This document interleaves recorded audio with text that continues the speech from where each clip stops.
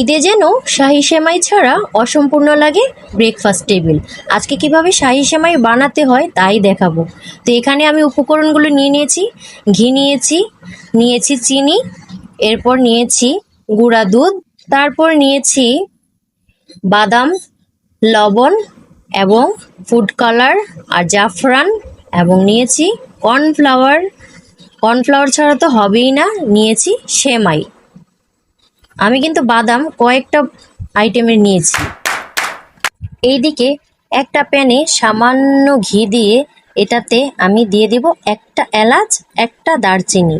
বেশি দেব না, অল্পই দেব। এবং দিয়ে দিব সেমাই।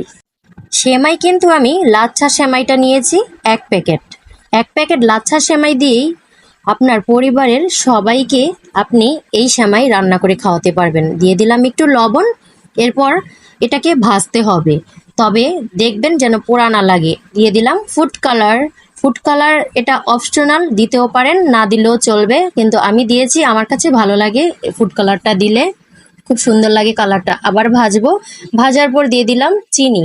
এই সেমাইতে কিন্তু চিনি বেশি প্রয়োজন নেই, অল্প চিনি হলেই সেমাইটা বেশ সুস্বাদু লাগে। তো আবার ভাজবো আমি।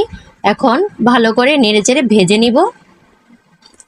খেয়াল রাখবেন যেন পোড়া না লাগে। এই পর্যায়ে যখন চিনিটা গলে আসবে তখন আমি দিয়ে দেব গুঁড়া দুধ।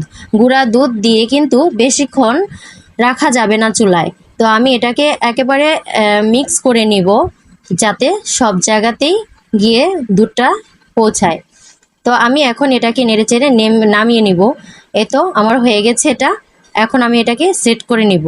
তো আমি নিয়েছি 3টা বাটি, কারণ আমার প্রতিবেশীদের দিতে হবে, তাই আমি 3টা বাটি নিয়েছি। আর এখানে আমি এলাচ দারচিনির টুকরাটুকু ফেলে দিয়েছি, এটা আর প্রয়োজন নেই তাই।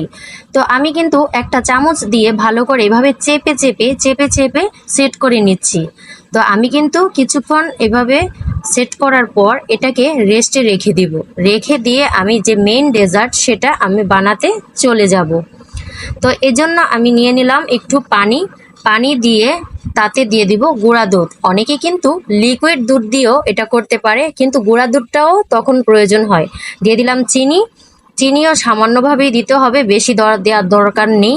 তো আমি এটাকে একেবারে নেড়ে চেড়ে ভালো করে মিক্স করে নিব। এখানে আমি একটা বাটিতে ঠান্ডা পানির সাথে 2 চামচ কর্নফ্লাওয়ার দিয়ে একটা মিশ্রণ তৈরি করেছি। এখন যখন দুধটা আমার ঘন হয়ে আসবে তখন আমি এই মিশ্রণটুকু দিয়ে দিব সেই দুধের মধ্যে। দিয়ে আবার ভালো করে এটাকে নাড়াচাড়া করব। নাড়াচাড়ার মধ্যেই রাখবো, না হলে তলানিতে লেগে যাবে আবার।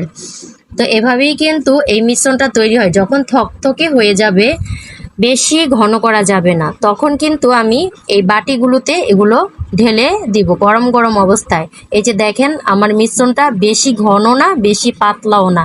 এটা কিন্তু যখন ঠান্ডা হবে তখন এটা সেট হয়ে যাবে। এখন আমি এটাকে সেট হওয়ার জন্য ফ্রিজে রেখে দিব।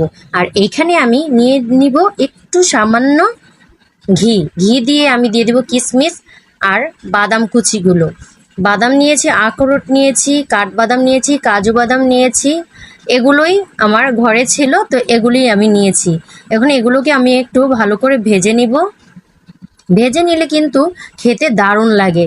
এই যে আমার কিশমিশগুলো কেমন ফুলে ফেপে গুলগুল্লা হয়ে গেছে। আর এইদিকে আমার মিশ্রণটাও একেবারে সেট হয়ে গিয়েছে, নাড়াচাড়া করলেও পড়বে। এখন আমি দিয়ে দিব আমার সেমাইগুলো আস্তে আস্তে করে সুন্দর করে প্রত্যেকটা বাটিতে আমি দিয়ে দিব। আমার যতটুকু ছিল ততটুকুতেই আমি 3টা বাটি কভার করেছি। তারপর দিয়ে দিব এতে সেই বাদামগুলো কিন্তু আমি কুচু করে নিয়েছি। আমি কিন্তু খুব সহজ পদ্ধতিতে দেখিয়ে দিয়েছি। ঘরে থাকা উপকরণ দিয়েই আপনি এই সেমাই বানিয়ে নিতে পারেন। বাদামগুলোকে প্রত্যেকটা বাটিতে আমি একে একে দিয়ে দিব। আর বেশি বাদাম দিলে বেশি মজা লাগে। আমার সেমাইয়ের ফাইনাল লুক দেখেন কতটা ইয়াম্মি দেখতে হয়েছে। এখন খাওয়ার পালা, তাই না? সত্যি বলছি, একেবারে সবাই আপনার প্রেমে পড়ে যাবে এমন ডেজার্টে। আমার মেয়ের এক্সপ্রেশন দেখেন, আমি নিজেই পুরা টাসকি খেয়ে গেলাম। ভালোই নাটক জানে মেয়ে আমার। তো বাড়িতে অবশ্যই ট্রাই করবেন সবার মন জয় করে নেওয়ার জন্য। আল্লাহ হাফেজ।